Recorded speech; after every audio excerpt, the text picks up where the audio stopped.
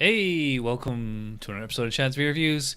Continue with the BJCP style guidelines. We are going to the absolute last style in the guidelines, not counting the Argentine and Italian styles. 34C experimental beer. This is explicitly a catch-all category for any beer that does not fit into existing style description. No beer is ever out of style in this style unless it fits elsewhere. This is the last resort for any beer entered into a competition. Overall impression varies, but should be a unique experience. And if we keep reading, I mean, you see the entire thing right here. Comments, this style is the ultimate in creativity since it cannot represent a well-known commercial beer, otherwise it would be a clone beer, and cannot fit into any other existing specialty type style, including those within this major category. Entry instructions, the entrant must specify the special nature of the experimental beer, including the special ingredients or processes that make it not fit elsewhere in the guidelines. The entrant must provide vital statistics for the beer and either a brief sensory description of or a list of ingredients used in making the beer. Without this information, judges will have no basis for comparison. Commercial examples, none. Well, I disagree. I think that this is the ultimate and most popular commercial example of a experimental beer. This is Dogfish Head Ancient Ale. Now, their website says they've been making this since 1999, but I don't think they've been bottling it since then. I think they've only been bottling it for like maybe 10 years, maybe less than that. But remember when this came out, it's based on a 2,700-year-old recipe. So on their website, they describe it as a hybrid of beer, mead, and wine. So it's barley based, but you also got grape juice in there and lots of honey. There's no hops in it. Instead, they use saffron. And of all the styles and all the sub-styles in the entire book, this one is like the most hedonistic. It's basically judge it on how you like it. And assuming it's not full of acetaldehyde and infection and all that stuff. So, all right, so let's dive into the Midas Touch. I've never actually had this beer before, so. All right, so, yeah, a really kind of a fruity, I can definitely smell the grapes in there. The saffron, so it gives like a bit of a herbal kind of a smell. Almost kind of smells like grape juice or like kind of like a cough medicine kind of thing. There's like deep down, there's like some kind of bready kind of malt in there, and there's a honey note too. So yeah, it's interesting because like it's a little bready, a little honey-ish. And certainly great. Beer, mead, wine hybrid. Yeah, and the saffron is a nice bonus. Kind of a little bit of spicy herbal. Well, not spicy like in rye or peppercorn, anything like that. Just like a seasoning, a garnish, whatever you want to call it. So, difficult to judge. Does it smell like a beer? For the most part, yes, but it's also very unique because of the strong honey and wine component. So it's not absolutely amazing, but for experimental beer, yeah, it's right there. I'm gonna go 11 out of 12 on that.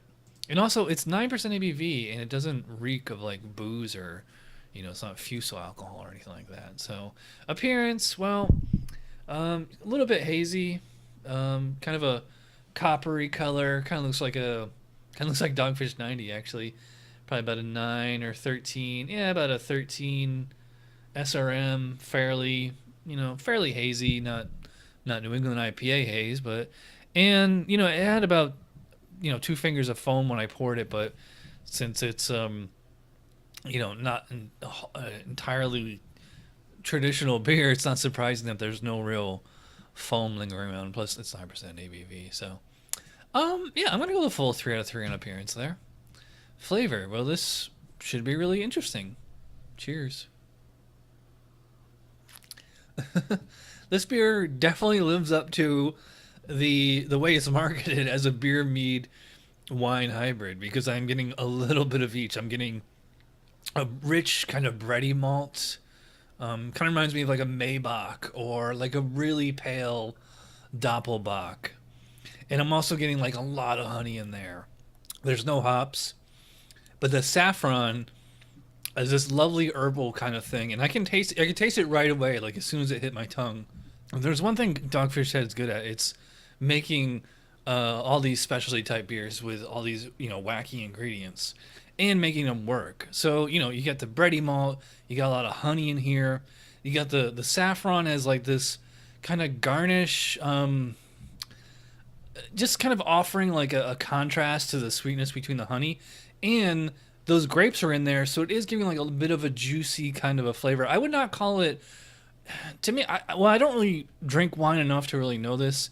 You need like a real wine connoisseur to like really make that comparison. But to me, like, there's nothing really wine tasting about it. It's grape tasting, yes, but not so much wine. Yeah, so, you know, bready malt, honey, sweet flavor, the subtle saffron, herbal spiciness to give a little bit of a counterbalance. Very smooth. Yeah, so interesting beer.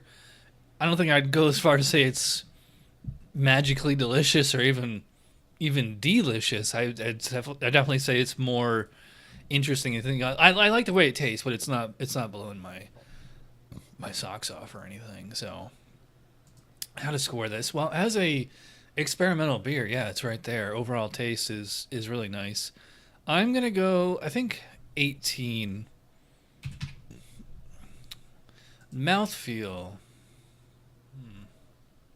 Well, I'd probably put about medium body. It is, even though it's 9% ABV, it is not super thick and sticky. It's you know, fairly, you know, it's definitely on the medium side, getting a bit heavy, but carbonation I would probably also put at about medium moderate carbonation. You know, fairly, you know, nice amount in there so that it's not like syrupy or anything like that. The alcohol just is like this really subtle warming sensation. Very, very smooth. Not a challenge to drink this beer at all. You know, I could drink this and I'm just like gulping it down. It's not a sipper. So, I mean, drinkability on it is really nice. I mean, I'm not sure how, you know, what's the frame of reference for the mouthfeel on a experimental beer? I mean, is the drinkability nice? Yes. And considering it's 9% ABV and it's drinking smoother than, like, you know, certain triples and imperial stouts, yeah, it's nice. I'm going to give this a full 5 out of 5. Why not? Overall impression, I'm going to go 10. Again, it's not that it's magically delicious and it's blowing my mind. It's just that as an experimental beer, as a fusion of, you know, barley, honey, wine, and saffron, all these things are you know, pulling together and making for this lovely, lovely beverage, I'll say. Is it the most delicious, amazing thing I've ever had in my life? No, but it's certainly one of the most interesting things. I can't believe it took until 2018 for me to actually drink and review this beer. So total score of 47 out of 50 for Dogfish Head. All right, so I'm going very long. If you watch all the way to the end, you are awesome. Thanks for watching. Cheers.